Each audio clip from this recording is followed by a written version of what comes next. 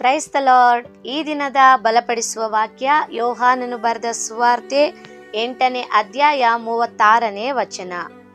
ಆದದರಿಂದ ಮಗನು ನಿಮ್ಮನ್ನು ಬಿಡುಗಡೆ ಮಾಡಿದರೆ ನಿಜ ನಿಜವಾಗಿ ನಿಮಗೆ ಬಿಡುಗಡೆಯಾಗುವುದು. ಆಮೇನ್, ಹಲ್ಲೆಲೂಯಾ.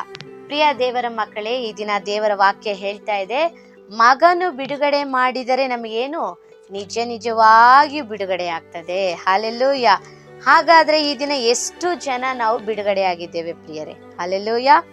ಎಷ್ಟು ಜನ ಬಿಡುಗಡೆಯಾಗಿದ್ದೇವೆ? ಖಂಡಿತ ನಾವು ಬಿಡುಗಡೆಯಾಗಿದ್ದೇವಾ? ಯೇಸು ಕ್ರಿಸ್ತನು ನಮಗಾಗಿ ಕಲ್ವಾರಿ ಶಿಲುಬೆಯಲ್ಲಿ ತನ್ನ ರಕ್ತವನ್ನು ಸುರಿಸಿ ನಮ್ಮ ಪಾಪಗಳನ್ನು ಹೊತ್ತುಕೊಂಡು, ನಮ್ಮ ರೋಗಗಳನ್ನು ಹೊತ್ತುಕೊಂಡು, ನಮ್ಮ ಎಲ್ಲ ಶಾಪಗಳನ್ನು ಮುರಿದು ನಮಗೊಂದು ಬಿಡುಗಡೆಯನ್ನು ಕೊಟ್ಟಿದ್ದಾರೆ. ಆಗ ಯೇಸುವನ್ನು ನಂಬಿ ಆತನ ರಕ್ತದಿಂದ ತೊಳೆಯಲ್ಪಟ್ಟು ಆತನನ್ನು ಅಂಗೀಕರಿಸಿರುವ ನಾವು ಈಗ ಏನಾಗಿದ್ದೇವೆ? ಬಿಡುಗಡೆಯನ್ನು ಹೊಂದಿಕೊಂಡಿದ್ದೇವೆ. ಇದು ಮಗನ ಮೂಲಕ ನಮಗೊಂದು ಬಿಡುಗಡೆ ಆಗಿರುವ ಕಾರ್ಯ. ಹಲ್ಲೆಲೂಯಾ. ಆಗ ಬಿಡುಗಡೆ ಅನ್ನೋದೇನು? ಒಂದು ಸ್ವಾತಂತ್ರ್ಯ ಸಿಕ್ಕಿದೆ, ರಿಲೀಸ್ ಆಗಿದ್ದೀವಿ. ಒಂದು ಜೈಲಿನಲ್ಲಿ ಇದ್ವಿ, ಜೈಲಲ್ಲಿ ಕೈಕಾಲೆಲ್ಲ ಕಟ್ಟಾಕಿದ್ರು. ಅವ್ರು ಹೇಳಿದ್ದನ್ನೇ ಮಾಡಬೇಕು, ಅವ್ರು ಹೇಳ್ದಾಗ ಎದ್ದೊಳ್ಬೇಕು, ಅವ್ರು ಹೇಳ್ದಾಗ ತಿನ್ಬೇಕು, ಅವ್ರು ಹೇಳ್ದಾಗ ಕುಡಿಬೇಕು, ಅವ್ರು ಹೇಳ್ದಾಗ ಕೆಲಸ ಮಾಡಬೇಕು. ಅಪ್ಪಪ್ಪ, ಕಟ್ಟಲ್ಪಟ್ಟಿದ್ದ ಒಂದು ಸ್ಥಿತಿ. ಈಗ ಏನಾಗಿದೆ? ನಮಗೊಂದು ಬಿಡುಗಡೆ ಸಿಕ್ಕಿದೆ. ಹಲ್ಲೆಲೂಯಾ. ಆ ಬಿಡುಗಡೆಗೆ ಇನ್ನೊಂದು ಹೆಸರೇನು? ಒಂದು ಸ್ವಾತಂತ್ರ್ಯ ನಮಗೆ ಸಿಕ್ಕಿದೆ ಪ್ರಿಯರೇ. ಹಲ್ಲೆಲೂಯಾ. ಆಗ ಸ್ವಾತಂತ್ರ್ಯ ಯಾರಿಂದ ಸಿಕ್ಕಿದೆ ಪ್ರಿಯರೇ ಅಂದ್ರೆ ಯೇಸು ಕ್ರಿಸ್ತನ ಮೂಲಕ ನಮಗೆ ಆ ಸ್ವಾತಂತ್ರ್ಯ ಸಿಕ್ಕಿದೆ. ಹಲ್ಲೆಲೂಯಾ. ನೋಡ್ರಿ, ಅನೇಕ ಮಿಷನರಿಗಳು ಆಗಿನ ದಿನಗಳಲ್ಲಿ ಎಷ್ಟೋ ಪ್ರಾಣ ತ್ಯಾಗ ಮಾಡಿದ್ದಾರೆ. ಎಷ್ಟೋ ಜನ ಸಜೀವವಾಗಿ ಕ್ರಿಸ್ತನಿಗಾಗಿ ಸತ್ತು ಹೋಗಿದ್ದಾರೆ. ಯಾಕೆ ಗೊತ್ತಾ? ಎಲ್ಲರೂ ಯೇಸುವನ್ನ ತಿಳಿದುಕೊಳ್ಳಬೇಕು, ಎಲ್ಲರೂ ಯೇಸುವಿನ ರಕ್ತದಲ್ಲಿ ತೊಳೆಯಲ್ಪಡಬೇಕು. ಅವರುಗಳು ಕೂಡ ಶಾಪದಿಂದ ಬಿಡುಗಡೆ ಹೊಂದಬೇಕು, ಪಾಪದಿಂದ ಬಿಡುಗಡೆ ಹೊಂದಬೇಕು, ಪಾಪದ ದಾಸತ್ವದಿಂದ ಬಿಡುಗಡೆ ಹೊಂದಬೇಕು. ಅವರೆಲ್ಲರೂ ನಿತ್ಯ ಜೀವನ ಹೊಂದಿಕೊಳ್ಳಬೇಕು, ಎಲ್ಲರೂ ನರಕದಿಂದ ತಪ್ಪಿಸಲ್ಪಡಬೇಕು. ಅವರಿಗೊಂದು ಬಿಡುಗಡೆ ಬೇಕು, ಅವ್ರಿಗೊಂದು ಸ್ವಾತಂತ್ರ್ಯ ಬೇಕೆಂಬುದಾಗಿ ಅನೇಕ ಪರಿಶುದ್ಧರು, ಅನೇಕ ಮಿಷನರಿಗಳು ಅವರ ಪ್ರಾಣವನ್ನು ತ್ಯಾಗ ಮಾಡಿದ್ದಾರೆ, ಅವರ ರಕ್ತವನ್ನು ಸುರಿಸಿದರೆ. ಯಾಕೆ ಗೊತ್ತಾ? ನಿಮಗೂ ನನಗೂ ಸ್ವಾತಂತ್ರ್ಯವನ್ನ ಕೊಡಬೇಕೆಂಬುದಾಗಿ. ಅಲ್ಲಿ ನಮ್ಮೆಲ್ಲರಿಗೂ ಸ್ವಾತಂತ್ರ್ಯ ಸಿಗಬೇಕು ಅನ್ನೋದಕ್ಕಾಗಿ ಪ್ರಿಯರೇ. ಆಗ ಎಷ್ಟೋ ಜನರ ತ್ಯಾಗ. ನಿಮ್ಗೆ ಗೊತ್ತಾ? ಆಗಿನ ಕಾಲದಲ್ಲೆಲ್ಲ ಗಂಡ ಸತ್ತ ಕೂಡಲೇ ಹೆಂಡತಿ ಸಾಯ್ಬೇಕಿತ್ತು. ಅದೇ ಕಟ್ಟಿಗೆಗಳ ಮೇಲೆ ಹೆಂಡತಿನ ಹಾಕಿ ಸುಟ್ಟಾಕ್ತಾ ಇದ್ರು. ಸತಿ ಧರ್ಮ ಎಂಬುದಾಗಿತ್ತು, ಸತಿ ಪದ್ಧತಿ. ಅಲ್ಲೆಲ್ಲೂಯ್ಯ. ಹೆಣ್ಣು ಮಕ್ಕಳು ಮನೆಯಿಂದ ಆಚೆ ಬರೋ ಹಾಗೆ ಇರಲಿಲ್ಲ, ಹೆಣ್ಣು ಮಕ್ಕಳು ಓದೋ ಹಾಗೆ ಇರಲಿಲ್ಲ. ಅಲ್ಲೆಲ್ಲೂಯ್ಯ. ಹೆಣ್ಣು ಮಕ್ಕಳು ಶಾಲೆಗೇನೆ ಹೋಗೋ ಹಾಗಿರ್ಲಿಲ್ಲ. ಅಲ್ಲೆಲ್ಲೂಯ್ಯ. ಆದ್ರೆ ಈ ದಿನ ಪರಿಸ್ಥಿತಿಗಳ ಆ ರೀತಿ ಇದೆಯಾ? ಗಂಡ ಸತ್ತ ಕೂಡಲೇ ಹೆಂಡತಿನ ಸಾಯಿಸ್ತಾ ಇದ್ದೀರಾ? ಖಂಡಿತ ಇಲ್ಲ. ಅಲ್ಲೆಲ್ಲೂಯ್ಯ. ಚಿಕ್ಕ ಮಕ್ಕಳು ಎಲ್ಲರೂ ಕೂಡ ಇದನ್ನ ಧೈರ್ಯವಾಗಿ ಶಾಲೆಗೆ ಹೋಗಿ ಮನೆಗೆ ಬರ್ತಾ ಇದ್ದಾರೆ. ಅಲ್ಲೆಲ್ಲೂ ಹೆಣ್ಣು ಮಕ್ಕಳು ಶಾಲೆಗೆ ಹೋಗ್ತಾ ಇದ್ದಾರೆ. ಅಲ್ಲೆಲ್ಲೂ ಹೆಣ್ಣು ಮಕ್ಕಳು ಕೆಲಸಕ್ಕೆ ಹೋಗ್ತಾ ಇದ್ದಾರೆ. ಎಷ್ಟು ಸ್ವಾತಂತ್ರ್ಯ ಸಿಕ್ಕಿದೆ ಅಲ್ಲ ಪ್ರಿಯರೇ. ಇದಕ್ಕೆ ಎಷ್ಟೋ ಜನರ ಪ್ರಾರ್ಥನೆ, ಎಷ್ಟೋ ಜನರ ಪ್ರಾಣ ತ್ಯಾಗ. ಅವರು ಕ್ರಿಸ್ತನನ್ನ ಅಂಗೀಕರಿಸಿ ಕ್ರಿಸ್ತನ ಬಲದೊಂದಿಗೆ ಎಷ್ಟೋ ಕಾರ್ಯಗಳನ್ನು ಮಾಡಿ ಈ ಸ್ವಾತಂತ್ರ್ಯವನ್ನು ನಮಗೆ ದೊರಕಿಸಿಕೊಟ್ಟಿದ್ದಾರೆ. ಹಲ್ಲೆಲೂಯಾ. ಅದೇ ಸಮಯದಲ್ಲಿ ಎಷ್ಟೋ ದೇಶದ ಪ್ರೇಮಿಗಳು, ಅಂದ್ರೆ ದೇಶವನ್ನು ಪ್ರೀತಿಸ್ತಾ ಇದ್ರು ದೇಶ ಪ್ರೇಮಿಗಳು ನಮಗೆ ಸ್ವಾತಂತ್ರ್ಯಕ್ಕಾಗಿ ಎಷ್ಟೋ ಹೋರಾಟ ಮಾಡಿದ್ದಾರೆ. ನಮ್ಮೆಲ್ಲರಿಗೂ ಗೊತ್ತು ಗಾಂಧೀಜಿ, ಹಲ್ಲೆಲೂಯಾ, ಜವಾಹರ್ಲಾಲ್ ನೆಹರು, ಹಲ್ಲೆಲೂಯಾ, ಇನ್ನು ಅನೇಕ ದೇಶ ಪ್ರೇಮಿಗಳು ಅವರು ಎಷ್ಟೋ ಹೋರಾಟಗಳನ್ನು ಮಾಡಿ ಬ್ರಿಟಿಷರಿಂದ ನಮ್ಮ ದೇಶವನ್ನು ಬಿಡಿಸಿ ನಮಗೆ ಸ್ವಾತಂತ್ರ್ಯವನ್ನು ದೊರಕಿಸಿಕೊಟ್ಟಿದ್ದಾರೆ. ಹಲ್ಲೆಲೂಯಾ. ಈ ಎಲ್ಲ ಕಾರ್ಯಗಳನ್ನು ನಾವು ನೆನಪಿಸ್ಕೊಳ್ಬೇಕು ಪ್ರಿಯರೇ. ಹಲ್ಲೆಲೂಯಾ. ಅದೇ ಒಂದು ಸ್ವಾತಂತ್ರ್ಯ. ನಮ್ಗೆ ಏನಕ್ಕೆ ಸ್ವಾತಂತ್ರ್ಯ ಸಿಕ್ಕಿದೆ? ಇನ್ನು ಮುಂದೆ ಪಾಪ ಮಾಡದ ಹಾಗೆ. ಹಲ್ಲೆಲೂಯಾ. ಇನ್ನು ಮುಂದೆ ಪರಿಶುದ್ಧರಾಗಿ ಜೀವಿಸೋದಕ್ಕೆ, ಇನ್ನು ಮುಂದೆ ನಾವು ದ್ವೇಷದಿಂದ ಜೀವಿಸದೆ ಒಬ್ಬರೊಬ್ಬರು ಪ್ರೀತಿಸ್ತಾ ಸಮಾಧಾನವಾಗಿರೋದಕ್ಕೆ. ಹಲ್ಲೆಲೂಯಾ. ದೇವರನ್ನ ಮನಸಾರೆ ಪ್ರಾರ್ಥಿಸೋದಕ್ಕೆ, ದೇವರ ಮಾರ್ಗದಲ್ಲಿ ನಡೆಯೋದಕ್ಕೆ, ದೇವರು ಕಲಿಸಿಕೊಟ್ಟ ಕಾರ್ಯಗಳನ್ನು ಕೈಕೊಂಡು ನಡೆಯೋದಕ್ಕೆ. ಹಲ್ಲೆಲೂಯಾ. ಪ್ರತಿದಿನ ನಮ್ಮ ದೇಶಕ್ಕೆ ಸ್ವಾತಂತ್ರ್ಯ ದೊರಕಿಸಿಕೊಟ್ಟ ಆ ದೇಶ ಪ್ರೇಮಿಗಳನ್ನು ನೆನೆಸ್ಕೊಳ್ಬೇಕು. ಹಲ್ಲೆಲೂಯಾ. ಅವರು ಮಾಡಿದ ಎಷ್ಟೋ ತ್ಯಾಗಗಳು, ಎಷ್ಟೋ ಸತ್ಯಾಗ್ರಹಗಳು, ಎಷ್ಟೋ ಉಪವಾಸಗಳು. ಹಲ್ಲೆಲೂಯಾ. ಅದೇ ಸಮಯದಲ್ಲಿ ಎಷ್ಟೋ ಮಿಷನರಿಗಳು, ಪರಿಶುದ್ಧರು ಎಷ್ಟೋ ತ್ಯಾಗ ಮಾಡಿದ್ದಾರೆ ಪ್ರಿಯರೇ. ಯಾಕೆ? ಈ ದಿನ ನಾವು ಸ್ವತಂತ್ರರಾಗಿ ಜೀವಿಸಬೇಕು ಅನ್ನೋದಕ್ಕಾಗಿ. ಆಗ ಇದೆಲ್ಲ ಹೇಗಾಯ್ತು? ಮಗನು ಬಿಡುಗಡೆ ಮಾಡಿದ್ರೆ ನಿಜ ನಿಜವಾಗಿ ಬಿಡುಗಡೆ ಆಗ್ತದೆ. ಹಲ್ಲೆಲೂಯಾ. ನಾವು ಸ್ವತಂತ್ರರಾಗಿದ್ರು ಕೂಡ ಮತ್ತೆ ಮತ್ತೆ ಆ ಬಂಧನದಲ್ಲಿ ಹೋಗಿ ಬೀಳ್ತಾ ಇದೀವಿ, ಪಾಪದ ಬಂಧನದಲ್ಲಿ ಹೋಗಿ ಬೀಳ್ತಾ ಇದೀವಿ, ಕುಡಿತದ ಬಂಧನದಲ್ಲಿ ಹೋಗಿ ಬೀಳ್ತಾ ಇದೀವಿ, ಮತ್ತೆ ಅದೇ ಸೆರೆಯೊಳಗೆ ಬಿದ್ದೋಗ್ತಾ ಇದೀವಿ. ಅದೇ ವ್ಯಭಿಚಾರ, ಅದೇ ಪಾಪ, ಅದೇ ಮೋಸ, ಅದೇ ಅನ್ಯಾಯ, ಅದೇ ಅನೀತಿ, ಅದೇ ಅಶುದ್ಧ. ಹಲ್ಲೆಲೂಯಾ. ಅದೇ ಪಾಪಗಳಲ್ಲಿ ಬಿದ್ದು ಬಿದ್ದು ಬಿದ್ದು ನಾವೇನಾಗ್ತದೆ? ಮತ್ತೆ ಯಾವುದೋ ಒಂದು ಕ್ರಿಯೆಗೆ, ಯಾವುದೋ ಒಂದು ಕಾರ್ಯಕ್ಕೆ ನಾವು ದಾಸರಾಗ್ತಾ ಇದ್ದೇವೆ, ಗುಲಾಮರಾಗ್ತಾ ಇದ್ದೇವೆ. ಹೊಂದಿಕೊಂಡ ಸ್ವಾತಂತ್ರ್ಯವನ್ನ ಸ್ವಲ್ಪ ಸ್ವಲ್ಪ ಸ್ವಲ್ಪ ನಾವು ಕಳೆದುಕೊಳ್ತಾ ಇದೀವಿ ಪ್ರಿಯರೇ. ಹಲ್ಲೆಲೂಯ. ನೋಡ್ರಿ, ಒಂದು ದಿನ ಪಾಪ ಮಾಡುವ ಅಂದ್ರೆ ವ್ಯಭಿಚಾರ ಮಾಡುವ ಸ್ತ್ರೀಯನ್ನ ನೋಡ್ಬಿಟ್ಟು ಅನೇಕರು ಏನ್ ಮಾಡ್ತಾರೆ, ಅವಳು ನೇರವಾಗಿ ಪಾಪ ಮಾಡೋದನ್ನ ನೋಡಿ ಯೇಸುವಿನ ಬಳಿಗೆ ಕರ್ಕೊಂಡು ಬಂದ್ಬಿಡ್ತಾರೆ. ಆಗ ಯೇಸು ಏನು ಮಾತಾಡೋದಿಲ್ಲ. ನಿಮ್ಮಲ್ಲಿ ಯಾರು ತಪ್ಪು ಮಾಡಿಲ್ವೋ ಅವರು ಮೊದಲು ಅವಳ ಮೇಲೆ ಕಲ್ಲೆಸಿರಿ ಎಂಬುದಾಗಿ ಹೇಳಿ ನೆಲದ ಮೇಲೆ ಏನೋ ಬರಿತಾ ಇರ್ತಾರೆ ಬೊಗ್ಗಿಕೊಂಡು. ಅವಾಗ ಅವ್ರು ಬರಿತಾ ಇರೋದು ಏನು ಅಂತ ಅಂದ್ಕೊಳ್ತೀವಿ ಅಂದ್ರೆ ಅದು ಆ ಮನುಷ್ಯರು ಅಲ್ಲಿ ಬಂದು ನಿಂತಿದ್ದವರ ಪಾಪಗಳು ಎಂಬುದಾಗಿ. ಆಗ ಅದನ್ನು ಬರೀತಾ ಇರ್ಬೇಕಾದ್ರೆ ಒಬ್ಬೊಬ್ರೆ ಆ ಸ್ಥಳದಿಂದ ಹೊರಟೇ ಹೋಗ್ಬಿಟ್ರು. ಕೊನೆಗೆ ಯೇಸು ಸ್ವಾಮಿ ತಲೆ ಎತ್ತಿ ನೋಡುವಾಗ ಅಲ್ಲಿ ಯಾರು ಇಲ್ಲ. ಆಗ ಆ ಪಾಪ ಮಾಡಿದ ವ್ಯಭಿಚಾರ ಮಾಡಿದ ಸ್ತ್ರೀಯನ್ನು ನೋಡಿ ಕೇಳ್ತಾರೆ, ಅಮ್ಮ, ನಿನ್ನ ಮೇಲೆ ಯಾರು ಕೂಡ ಕಲ್ಲು ಹಾಕ್ಲಿಲ್ವಾ ಎಂಬುದಾಗಿ. ಆಗ ಆ ವ್ಯಭಿಚಾರ ಮಾಡಿದ ಸ್ತ್ರೀಯನ್ನು ಕೂಡ ಕ್ಷಮಿಸಿ ಅಮ್ಮ ಎಂಬುದಾಗಿ ಕರೆಯುವಂತ ಪ್ರೀತಿ ಯೇಸುವಿನದು. ಹಲ್ಲೆಲೂಯಾ. ಆಗ ಅವ್ರು ಹೇಳ್ತಾರೆ, ಇನ್ನು ಮುಂದೆ ನೀನು ಪಾಪ ಮಾಡಬೇಡ, ಅಂದ್ರೆ ನಿನಗೊಂದು ಸ್ವಾತಂತ್ರ್ಯವನ್ನ ಕೊಡ್ತೀನಿ. ಕೆಲವು ವೇಳೆ ಏನಾಗುತ್ತೆ ಗೊತ್ತಾ, ಸ್ವಾತಂತ್ರ್ಯ ಇದ್ರೆ ಇಷ್ಟ ಬಂದಂಗೆ ಮಾಡ್ಬಿಡ್ತೀವಿ. ಹೌದು ಅಲ್ವಾ? ಇಷ್ಟ ಬಂದಂಗೆ ಮಾತಾಡೋದು, ಒಂದು ಕಂಟ್ರೋಲೇ ಇರೋದಿಲ್ಲ. ಅಪ್ಪ ಅಮ್ಮ ಸ್ವಲ್ಪ ಲೂಸ್ ಬಿಟ್ರು ಅಂತ ಹೇಳ್ತಾರಲ್ವಾ, ಸ್ವಲ್ಪ ಮುದ್ದು ಮಾಡಿದ್ರು, ಸ್ವಲ್ಪ ಲೂಸ್ ಕೊಟ್ರು, ಸ್ವಲ್ಪ ಸ್ವಾತಂತ್ರ್ಯ ಕೊಟ್ರು ಅಂದ್ರೆ ಹೇಳಿದ ಮಾತೆ ಕೇಳಲ್ಲ. ಇಷ್ಟ ಬಂದಂಗೆ ಹೋಗೋದು, ಇಷ್ಟ ಬಂದಂಗೆ ಬರೋದು, ಇಷ್ಟ ಬಂದಂಗೆ ಕುಡಿಯೋದು, ಇಷ್ಟ ಬಂದಂಗೆ ಅದು ಇಚ್ಛೆಯಂತೆ ನಡೆಯೋದು. ಹಲ್ಲೆಲೂಯ. ಗಂಡ ಹೆಂಡತಿ ನಡುವೆನೂ ಅಷ್ಟೇ, ಗಂಡ ಏನು ಕೇಳಿಲ್ಲ ಹೆಂಡತಿ ಇಷ್ಟ ಬಂದಂಗೆ ಅಲಿಯೋದು, ಇಷ್ಟ ಬಂದಂಗೆ ಮಾತಾಡಿ, ಇಷ್ಟ ಬಂದಂಗೆ ಡ್ರೆಸ್ ಮಾಡೋದು, ಗಂಡನ ಅದೇ ರೀತಿ ಇಷ್ಟ ಬಂದಂಗೆ ನಡ್ಕೊಳ್ಳೋದು. ಇದಕ್ಕೆ ಹೆಸರೇನು? ಸ್ವಾತಂತ್ರ್ಯ. ಆದ್ರೆ ಆ ಸ್ತ್ರೀಗೂ ದೇವರೊಂದು ಸ್ವಾತಂತ್ರ್ಯನ ಕೊಟ್ಟರು. ಇನ್ಮೇಲೆ ನೀನು ಯಾರು ಕಲ್ಲು ಹಾಕೋದಿಲ್ಲ, ನಾನು ನಿನ್ನ ಶಿಕ್ಷಿಸೋದಿಲ್ಲ, ನೀನಿನ್ನು ಮುಂದೆ ಪಾಪ ಮಾಡಬೇಡ ಎಂಬುದಾಗಿ ಒಂದು ಸ್ವಾತಂತ್ರ್ಯವನ್ನು ಕೊಟ್ಟರು. ಆದ್ರೆ ಅದರ ನಂತರ ಅವಳ ಕುರಿತು ಬರ್ದಿಲ್ಲ. ಹಲ್ಲೆಲೂಯಾ. ಆ ಸ್ವಾತಂತ್ರ್ಯವನ್ನ ಅವಳು ಖಂಡಿತವಾಗಿ ಯೇಸು ನಾಮದಲ್ಲಿ ಒಳ್ಳೆ ರೀತಿಯಾಗಿ ಉಪಯೋಗಿಸ್ಕೊಂಡಿರ್ತಾಳೆ ಪ್ರಿಯರೇ. ಆದ್ರೆ ಈ ದಿನ ಅನೇಕ ದೇಶ ಪ್ರೇಮಿಗಳು, ಅನೇಕ ಪರಿಶುದ್ಧರು, ಅನೇಕ ಮಿಷನರಿಗಳು ನಮಗೆ ತಂದು ಕೊಟ್ಟ ಈ ಸ್ವಾತಂತ್ರ್ಯವನ್ನ, ಈ ಆಶೀರ್ವಾದವನ್ನ, ನಾವು ಈ ರಕ್ಷಣೆನ ಎಷ್ಟರ ಮಟ್ಟಿಗೆ ಕಾಪಾಡಿಕೊಂಡು ನಡೀತಾ ಇದ್ದೇವೆ. ಹಲ್ಲೆಲೂಯಾ. ದಯವಿಟ್ಟು ಈ ಸ್ವಾತಂತ್ರ್ಯವನ್ನ ನಾವು ವ್ಯರ್ಥವಾಗಿ ಉಪಯೋಗಿಸಬಾರ್ದು. ಏನೋ ಸ್ವಾತಂತ್ರ್ಯ ಸಿಕ್ಬಿಟ್ಟಿದೆ, ಫ್ರೀಡಮ್ ಸಿಕ್ಬಿಟ್ಟಿದೆ ಎಂಬುದಾಗಿ ಮನಸ್ಸಿನ ಇಚ್ಛೆಯಂತೆ ಅಲೆಯಬಾರ್ದು. ಕೆಲವು ಕಂಟ್ರೋಲ್ ಇರಬೇಕು. ನಾನು ಹೀಗೆ ಮಾತಾಡಬೇಕು, ಹೀಗೆ ನಡ್ಕೊಳ್ಬೇಕು, ಇದೇ ಪದ್ಧತಿಯಲ್ಲಿ ಜೀವಿಸ್ಬೇಕು, ಹಿರಿಯರಿಗೆ ಗೌರವ ಕೊಡಬೇಕು, ಪಾಪ ಮಾಡಬಾರ್ದು, ವ್ಯಭಿಚಾರ ಮಾಡಬಾರ್ದು, ಕೊಲೆ ಮಾಡಬಾರ್ದು, ಕಳ್ತನ ಮಾಡಬಾರ್ದು, ಅಶುದ್ಧವಾಗಿ ಜೀವಿಸಬಾರ್ದು, ಮೋಸ ಮಾಡಬಾರ್ದು, ಅನ್ಯಾಯ ಮಾಡಬಾರ್ದು, ಅನೀತಿ ಮಾಡಬಾರ್ದು ಪ್ರಿಯರೇ. ಈ ರೀತಿ ಒಂದು ಜೀವನ ಜೀವಿಸೋದೇ ಅದು ನಿಜವಾದ ಸ್ವಾತಂತ್ರ್ಯಕ್ಕೆ ಅರ್ಥ. ಅಷ್ಟು ಪ್ರಯಾಸ ಪಟ್ಟು ನಮಗೆ ಸ್ವಾತಂತ್ರ್ಯ ಸಿಕ್ಕಿರೋದು ಏನಕ್ಕೆ? ಹಲ್ಲೆಲೂಯಾ. ಆಗ ಪ್ರಿಯರೇ, ನೀವು ಆ ರೀತಿಯಾಗಿ ಜೀವಿಸುವಾಗ ದೇವರು ಖಂಡಿತವಾಗಿ ಈ ಸ್ವಾತಂತ್ರ್ಯದಲ್ಲಿ ನಮಗೊಂದು ಆಶೀರ್ವಾದವನ್ನು ಕೊಡ್ತಾರೆ. ಹಲ್ಲೆಲೂಯಾ. ನೋಡ್ರಿ, ಯೋವೇಲನು ಬರೆದ ಪ್ರವಾದನೆಯ ಗ್ರಂಥ 2ನೇ ಅಧ್ಯಾಯ 21ನೇ ವಚನ ಈ ರೀತಿಯಾಗಿ ಹೇಳ್ತದೆ, ಭೂಮಿಯೇ ಹೆದರಬೇಡ, ಹರ್ಷಿಸು, ಉಲ್ಲಾಸಿಸು, ಯೆಹೋವನು ಮಹತ್ ಕಾರ್ಯಗಳನ್ನು ಮಾಡುವನು ಎಂಬುದಾಗಿ ದೇವರ ವಾಕ್ಯ ಹೇಳಿದೆ. ಅದೇ ಇದು ಬೇರೆ ತಮಿಳು, ತೆಲುಗು, ಬೇರೆ ಇಂಗ್ಲಿಷ್ ಲ್ಯಾಂಗ್ವೇಜ್ಗಳಲ್ಲಿ ಟ್ರಾನ್ಸ್ಲೇಷನ್ ನೋಡ್ಬೇಕಾದ್ರೆ ಭೂಮಿಯೇ ಎಂಬ ಜಾಗದಲ್ಲಿ ದೇಶವೇ ಎಂಬುದಾಗಿರ್ತದೆ. ದೇಶವೇ ಹೆದರಬೇಡ, ಹರ್ಷಿಸು, ಉಲ್ಲಾಸಿಸು, ಯೆಹೋವನು ಮಹತ್ ಕಾರ್ಯಗಳನ್ನು ಮಾಡುವನು. ಹಲ್ಲೆಲೂಯಾ. ದೇವರು ಮಹತ್ ಕಾರ್ಯಗಳನ್ನು ಮಾಡ್ತಾರೆ. ದೇಶವೇ ನೀನು ಭಯಪಡಬೇಡ, ಉಲ್ಲಾಸಿಸು, ಹರ್ಷಿಸು, ಪ್ರತಿನಿತ್ಯ ಸ್ವಾತಂತ್ರ್ಯವನ್ನು ನೆನೆಸಿ ನೀನು ಉಲ್ಲಾಸಿಸು, ಸಂತೋಷ ಪಡು. ದೇವರೇ, ನನಗೆ ಪಾಪದಿಂದ ಬಿಡುಗಡೆ ಕೊಟ್ಟೊಂದು ಸ್ವಾತಂತ್ರ್ಯ ಕೊಟ್ಟಿದೆಯಾ, ಸ್ತೋತ್ರ ಅಪ್ಪ. ಹಲ್ಲೆಲೂಯಾ. ಸುಳ್ಳಿನಿಂದ ಒಂದು ಬಿಡುಗಡೆ ಕೊಟ್ಟು ಒಂದು ಸ್ವಾತಂತ್ರ್ಯ ಕೊಟ್ಟಿದೆಯಾ, ಸ್ತೋತ್ರಪ್ಪ. ಈ ಸ್ವಾತಂತ್ರ್ಯವನ್ನು ನಾನು ತಪ್ಪಾಗಿ ಉಪಯೋಗಿಸೋದಿಲ್ಲ ದೇವರೇ. ಯೇಸುವೆ, ಪಾಪದಿಂದ ಬಿಡುಗಡೆ ಕೊಟ್ಟು ನಿಮ್ಮ ರಕ್ತವನ್ನು ನಮಗಾಗಿ ಸುರಿಸಿದ್ದೀರಾ. ನಮ್ಮ ಶಾಪದಿಂದ ಬಿಡುಗಡೆ ಕೊಟ್ಟು ಒಂದು ಸ್ವಾತಂತ್ರ್ಯನ ಕೊಟ್ಟಿದ್ದೀರಾ. ನಮ್ಮ ಅಶುದ್ಧತ್ವದಿಂದ ಒಂದು ಬಿಡುಗಡೆ ಸ್ವಾತಂತ್ರ್ಯ ಕೊಟ್ಟಿದ್ದೀರಾ. ಬಿಡುಗಡೆ ಅಂದ್ರೇನೆ ಒಂದು ಸ್ವಾತಂತ್ರ್ಯ, ಒಂದು ರಿಲೀಸ್. ಹಲ್ಲೆಲೂಯಾ. ನೋಡ್ರಿ, ಯೋಸೇಫನನ್ನ ಸೆರೆಮನೆಯೊಳಗೆ ಹಾಕಿದ್ರು. ಆಗ ಅಲ್ಲಿ ಅವನಿಗೆ ಸ್ವಾತಂತ್ರ್ಯ ಸಿಕ್ತು. ಹೊರಗಡೆ ಮತ್ತೆ ಬಂದ. ಅವನು ಮತ್ತೆ ಹೊರಗಡೆ ಬಂದ ನಂತರ, ಅಂದ್ರೆ ಒಂದು ಸ್ವಾತಂತ್ರ್ಯ ಸಿಕ್ಕಿದ ನಂತರ ಅವನು ಏನ್ ಮಾಡ್ತಾರೆ, ಅದೇ ಫೋರ್ಟಿಫನ್ ಏನ್ ಮಾಡ್ತಾನೆ, ಆ ದೇಶಕ್ಕೆ ಆ ಫರೋಹನ್ ಏನ್ ಮಾಡ್ತಾನೆ, ಅವನ್ನ ಪ್ರಧಾನ ಮಂತ್ರಿಯಾಗಿ ಮಾಡ್ತಾನೆ. ಎಲ್ಲ ಅವನ ಕಂಟ್ರೋಲ್, ಅವನೊಂದು ಸ್ವಾತಂತ್ರ್ಯ ಕೊಟ್ಬಿಡ್ತಾನೆ. ಆದರೆ ಆ ಸ್ವಾತಂತ್ರ್ಯವನ್ನ ಅವನು ಸರಿಯಾಗಿ ಉಪಯೋಗಿಸ್ಕೊಳ್ತಾನೆ ಪ್ರಿಯರೇ. ಅವನು ಏನಕ್ಕಾಗಿ ಆ ಸ್ವಾತಂತ್ರ್ಯವನ್ನು ಪಡೆದುಕೊಂಡಿದ್ದನೋ ಆ ಕಾರ್ಯವನ್ನ, ಅವನಿಗೆ ಕೊಟ್ಟ ಜವಾಬ್ದಾರಿಯನ್ನ, ಕರ್ತವ್ಯವನ್ನ ಅಚ್ಚುಕಟ್ಟಾಗಿ ಮಾಡಿ ಮುಗಿಸ್ತಾನೆ. ಅದಕ್ಕಾಗಿಯೇ ಇಂದಿನವರೆಗೂ ಪ್ರತಿ ಬಾರಿ ಯೋಸೇಫನ ಬಗ್ಗೆ ಮಾತನಾಡದೆ ಇರೋದಕ್ಕೆ ಸಾಧ್ಯನೇ ಇಲ್ಲ. ಎಲ್ಲರೂ ನೆನಪಿಸ್ಕೊಳ್ತೀವಿ. ಯಾಕೆ? ಆ ಸ್ವಾತಂತ್ರ್ಯವನ್ನ ಅವನು ಸರಿಯಾಗಿ ಉಪಯೋಗಿಸ್ಕೊಂಡ. ನನಗೆ ಸ್ವಾತಂತ್ರ್ಯ ಕೊಟ್ಟಿದ್ದ, ನಾನು ಏನ್ ಬೇಕಾದ್ರೂ ಮಾಡ್ಬೋದು, ನಾನು ಅನ್ಯಾಯ ಮಾಡ್ಬೋದು, ಅನೀತಿ ಮಾಡ್ಬೋದು, ಪಾಪ ಮಾಡ್ಬೋದು, ಇಷ್ಟ ಬಂದಂಗೆ. ಖಂಡಿತ ಇಲ್ಲ ಪ್ರಿಯ. ಆ ಯೋಸೇಫನು ಆ ಸ್ವಾತಂತ್ರ್ಯವನ್ನ, ಆ ಬಿಡುಗಡೆಯನ್ನ ಅವನು ಸರಿಯಾಗಿ ಉಪಯೋಗಿಸ್ಕೊಂಡು ಅವನ ಜವಾಬ್ದಾರಿ, ಕರ್ತವ್ಯವನ್ನ ದೇವರಿಗೆ ಭಯಪಟ್ಟು ಸರಿಯಾಗಿ ಮಾಡಿ ಮುಗಿಸಿದ. ಹಲ್ಲೆಲೂಯ. ದೇವರು ಹೇಳಿದ ಕೆಲಸವನ್ನ ದೇವರು ಹೇಳಿದ ಹಾಗೆ ಅವರ ಇಷ್ಟದಂತೆ ಅವರ ಚಿತ್ತದಂತೆ ಮಾಡಿ ಮುಗಿಸೋದು. ಹಲ್ಲೆಲೂಯ. ದಾವೀದನು ಕೂಡ ಅನೇಕ ರೀತಿಯ ಸ್ವಾತಂತ್ರ್ಯ ಇತ್ತು. ಹಲ್ಲೆಲೂಯ.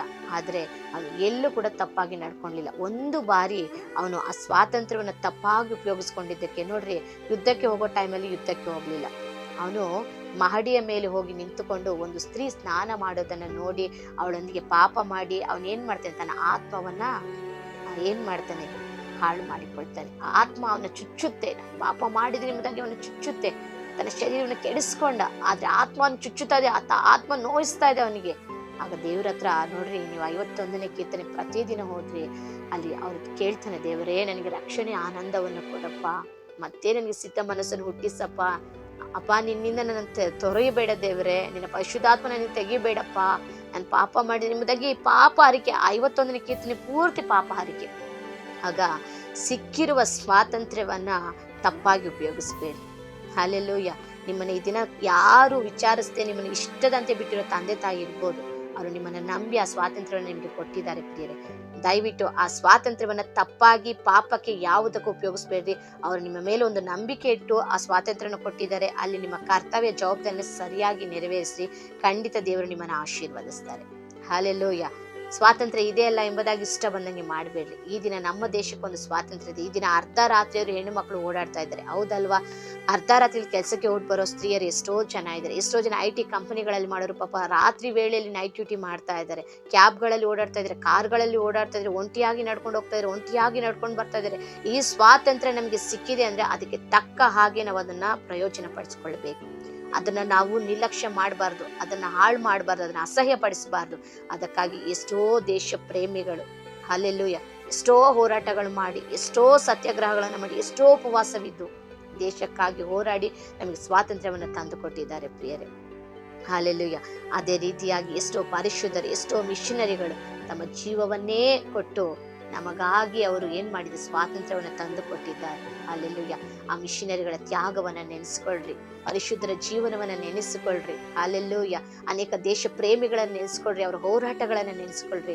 ಸ್ವಾತಂತ್ರ್ಯ ಸಿಕ್ಕಿದೆ ಅಲ್ಲ, ಇಷ್ಟ ಬಂದಂಗೆ ಮಾಡೋಣ ಅಂದ್ರೆ ಖಂಡಿತ ಇಷ್ಟ ಬಂದಂಗೆ ಮಾಡಿದ್ರೆ ನರಕ ಖಂಡಿತ. ದೇವರ ವಾಕ್ಯ ಅದೇ ಅಲ್ವಾ ಹೇಳೋದು, ಇಕ್ಕಟ್ಟಿನ ಮಾರ್ಗದಲ್ಲಿ ಹೋದ್ರೇನೆ ಪರಲೋಕ. ಹಲ್ಲೆಲೂಯ. ವಿಶಾಲವಾದ ದಾರಿಯಲ್ಲಿ ಹೋಗೋದ್ರೆ ಅದು ಏನಾಗಿದೆ, ನರಕ ಆಗಿದೆ. ಸ್ವಾತಂತ್ರ್ಯ ಇದೆ ಅಂತ ಅಂದ್ಬಿಟ್ಟು ಇಷ್ಟ ಬಂದಂಗೆ ಅಗಲವಾದ ದಾರಿಯಲ್ಲಿ ಹೋಗ್ತಾ ಇದೆ, ದಾರಿ ಇದೆ, ಅಗಲವಾಗಿದೆ, ತುಂಬಾ ಚೆನ್ನಾಗಿದೆ ಅಂತ ನೀನು ಹೋಗ್ತಾನೆ ಇದ್ರೆ ಅದು ಎಲ್ಲಿಗೆ ಹೋಗುತ್ತೆ ಗೊತ್ತಾ, ನರಕಕ್ಕೆ ಹೋಗುತ್ತೆ. ದೇವರ ವಾಕ್ಯ ಅದೇ ಹೇಳೋದು, ಇಕ್ಕಟ್ಟಲ್ಲಿ ಹೋಗು, ಅದು ಏನಾಗಿದೆ, ಪರಲೋಕ ರಾಜ್ಯ ದಾರಿಯಾಗಿದೆ. ವಿಶಾಲತೆ ಇದೆ, ಸ್ವಾತಂತ್ರ್ಯ ಇದೆ, ನಾನು ಏನ್ ಬೇಕಾದ್ರೂ ಮಾಡುವುದು, ನಾನು ಯಾರು ಕೇಳೋರು, ಯಾವ ಪಾಸ್ಟರ್ ನನ್ನ ಕೇಳೋದು, ಯಾವ ಅಪ್ಪ ಕೇಳೋದು, ಯಾವ ಅಮ್ಮ ಕೇಳೋದು, ಯಾವ ಸ್ನೇಹಿತ ಕೇಳೋದು ಅನ್ನೋದಾಗಿದ್ರಿ ಅಂದ್ರೆ ಆ ಮಾರ್ಗ ಏನ್ ಗೊತ್ತಾ, ನರಕ. ಕೊಟ್ಟಿರೋ ಸ್ವಾತಂತ್ರ್ಯವನ್ನು ಸರಿಯಾಗಿ ಉಪಯೋಗಿಸ್ಕೊಳ್ರಿ. ದೇವರ ವಾಕ್ಯ ಹೇಳಿದೆ ಅಲ್ವಾ, ಮಗನು ಬಿಡುಗಡೆ ಮಾಡಿದ್ರೆ ನಿಜವಾಗಿ ನಿಮ್ಗೆ ಬಿಡುಗಡೆ ಆಗುತ್ತೆ. ಇನ್ನು ಈ ದಿನ ಯಾರಲ್ಲಿ ಯಾವ ಕಾರ್ಯದಲ್ಲಿ ಕಟ್ಟಲ್ಪಟ್ಟಿದ್ದೀರಾ, ಸಾಲದಲ್ಲಿ ಕಟ್ಟಲ್ಪಟ್ಟಿದ್ದೀರಾ, ಕಷ್ಟದಲ್ಲಿ ಕಟ್ಟಲ್ಪಟ್ಟಿದ್ದೀರಾ, ಯಾವುದೋ ಒಂದು ಸೆರೆಯಲ್ಲಿ ಕಟ್ಟಲ್ಪಟ್ಟಿದ್ದೀರಾ, ಕಾಯಿಲೆಯಲ್ಲಿ ಕಷ್ಟ ಪಡ್ತಾ ಇದ್ದೀರಾ, ಹಲ್ಲೆಲೂಯ, ಏನೇನು ಕಷ್ಟದಲ್ಲಿ ಯಾವ್ಯಾವ ಸೆರೆಯಲ್ಲಿ ನೀವು ಸಿಕ್ಕಾಕೊಂಡಿದ್ದೀರಾ, ಕಟ್ಟಲ್ಪಟ್ಟಿದ್ದೀರಾ, ಈ ದಿನ ದೇವರ ವಾಕ್ಯ ಹೇಳ್ತಿದೆ, ಮಗನು ಬಿಡುಗಡೆ ಮಾಡಿದ್ರೆ ನಿಜವಾಗಿಯೂ ಬಿಡುಗಡೆ ಆಗ್ತದೆ, ನಿಜವಾಗಿ ಒಂದು ಸ್ವಾತಂತ್ರ್ಯ ಸಿಗ್ತದೆ. ಯಾವಾಗಪ್ಪ ಇದರಿಂದ ನನಗೆ ಬಿಡುಗಡೆ ಅಂತ ಎಷ್ಟೋ ಜನ ಮಾತಾಡ್ತಿರಲ್ವ ಮನೇಲಿ, ಅಪ್ಪ ನಾನು ಯಾವಾಗಪ್ಪ ಬಿಡುಗಡೆ ಸಿಗುತ್ತೆ, ನನಗೆ ಕೆಲಸ ಮಾಡೋಕ್ಕಾಗ್ತಲ್ಲ, ವಯಸ್ಸಾಗ್ತಿದೆ, ನನ್ನಿಂದ ಕೆಲಸ ಮಾಡೋಕ್ಕಾಗ್ತಲ್ಲ, ಯಾವಾಗ ಈ ಸಾಲ ತೀರುತ್ತೆ, ಯಾವಾಗ ಈ ಕಷ್ಟ ಸರಿ ಹೋಗುತ್ತೆ, ಯಾವಾಗ ನನ್ನ ಮಕ್ಳಿಗೆ ಮದುವೆ ಆಗುತ್ತೆ, ಯಾವಾಗ ನನ್ನ ಮಕ್ಳು ಓದಾಗುತ್ತೆ, ಯಾವಾಗ ಅವ್ರು ಕೆಲ್ಸಕ್ಕೆ ಹೋಗ್ತಾರೆ, ಈ ರೀತಿ ಎಲ್ಲ ತಂದೆ ತಾಯಿಗೂ ಇರ್ತದೆ, ಎಲ್ಲರಿಗೂ ಈ ಹೋರಾಟ ಇರ್ತದೆ. ಆದ್ರೆ ದೇವ್ರು ಹೇಳ್ತಾ ಇದ್ರೆ, ಮಗನು ನಿಮ್ಮನ್ನು ಇದನ್ನ ಏನ್ ಮಾಡ್ತಾರೆ, ಬಿಡುಗಡೆ ಮಾಡ್ತಾರೆ, ಬೇರೆ ನಿಮ್ಗೊಂದು ಸ್ವಾತಂತ್ರ್ಯವನ್ನ ಕೊಡ್ತಾರೆ.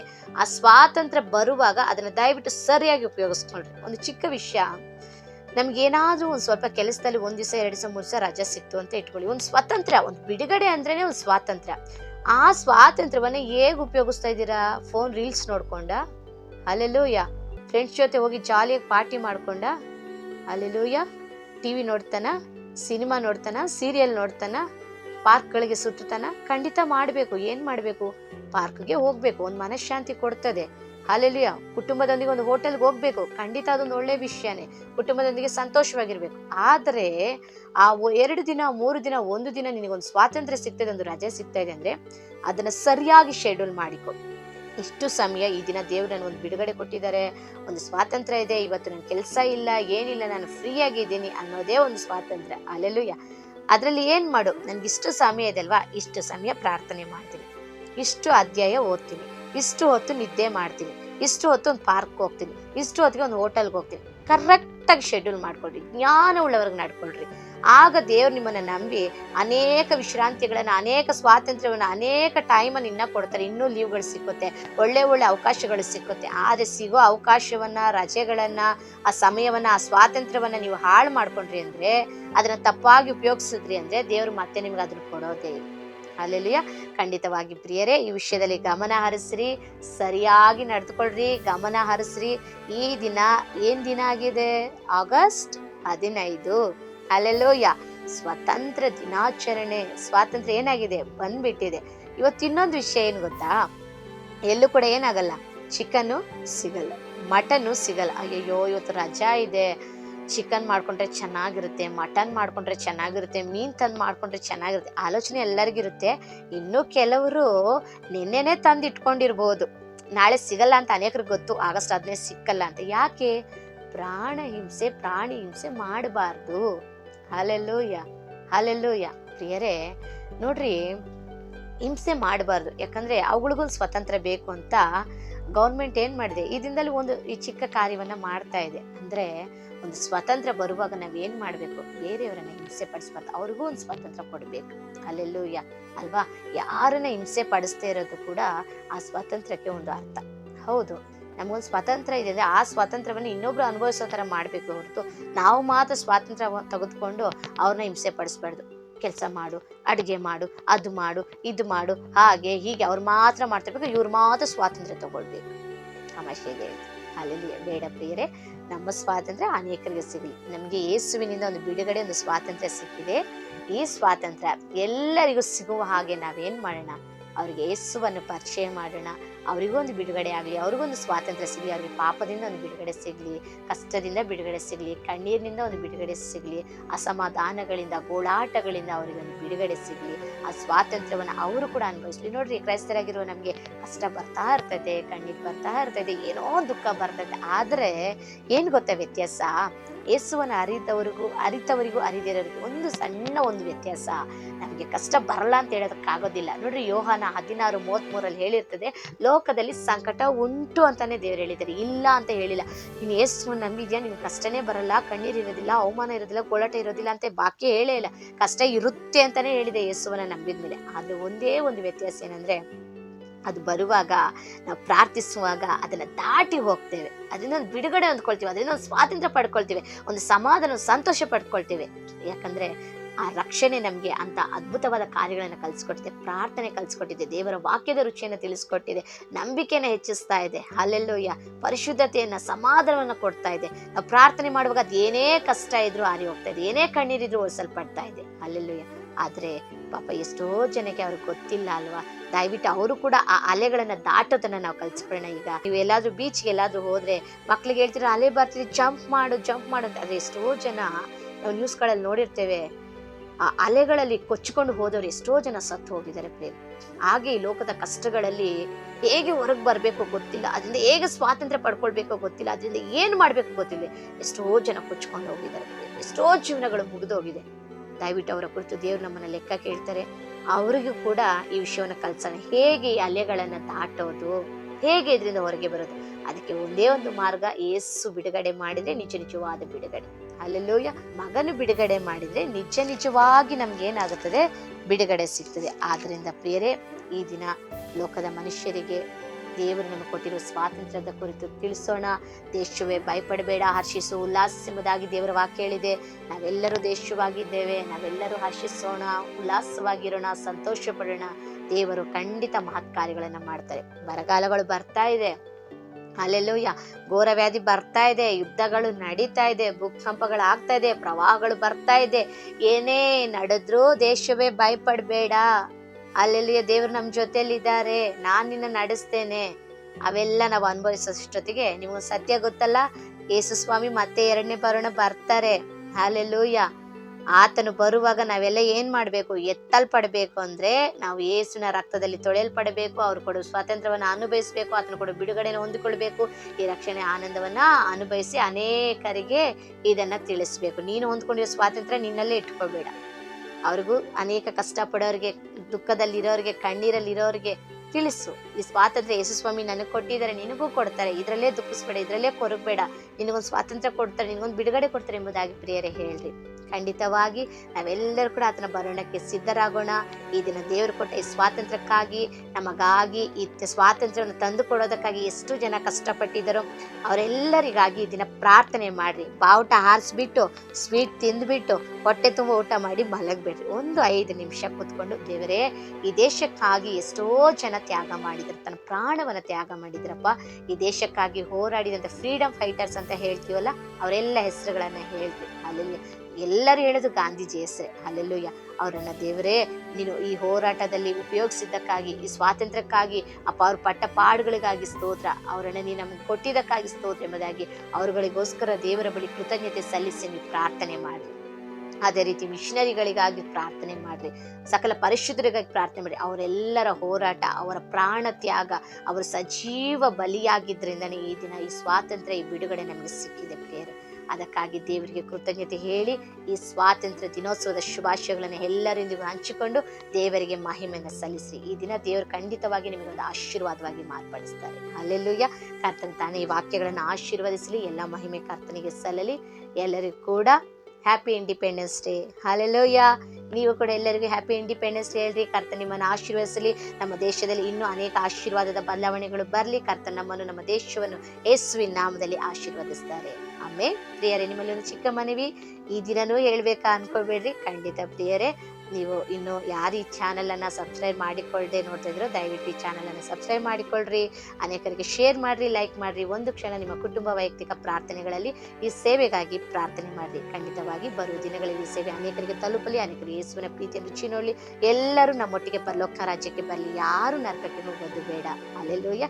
ಎಲ್ಲರೂ ಯೇಸುವಿನ ಪ್ರೀತಿಯನ್ನು ಸಾರೋಣ, ಆತನು ಕೊಟ್ಟ ಸ್ವಾತಂತ್ರ್ಯವನ್ನು ತಿಳಿಸೋಣ.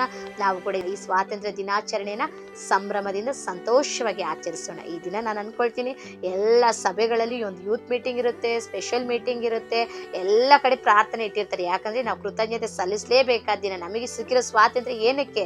ಪ್ರಾರ್ಥನೆ ಮಾಡೋದಕ್ಕೆ, ದೇವರನ್ನ ಆರಾಧಿಸೋದಕ್ಕೆ, ದೇವರನ್ನ ಸ್ತುತಿಸೋದಕ್ಕೆ, ಆತನನ್ನು ಮಹಿಮೆ ಪಡಿಸೋದಕ್ಕೆ ಸ್ವಾತಂತ್ರ್ಯ ಸಿಕ್ಕಿರೋದು. ಇದನ್ನ ನಾವು ಬರೀ ಮಾತಲ್ಲಿ ಹೇಳ್ಕೊಂಡು ಮನೆಯಲ್ಲಿ ಕೂತ್ಕೊಳ್ದೆ ಎಲ್ಲರೂ ಸಭೆಗಳಿಗೆ ಹೋಗೋಣ. ಈ ಸ್ವಾತಂತ್ರ್ಯ ದಿನಾಚರಣೆಯಲ್ಲಿ ಯಾವ ಕೂಟಗಳನ್ನು ಇಟ್ಟಿದ್ದಾರೋ ಅಲ್ಲಿ ಹೋಗಿ ದೇವರಿಗೆ ಕೃತಜ್ಞತೆಯನ್ನು ಸಲ್ಲಿಸಿ ದೇವರನ್ನ ಮಹಿಮೆ ಪಡಿಸಿ ಆರಾಧಿಸಿ ಬರೋಣ. ಕರ್ತನಿಗೆ ಎಲ್ಲ ಮಹಿಮೆ ಸಲ್ಲಲಿ. Amen. Praise the lord. God bless you.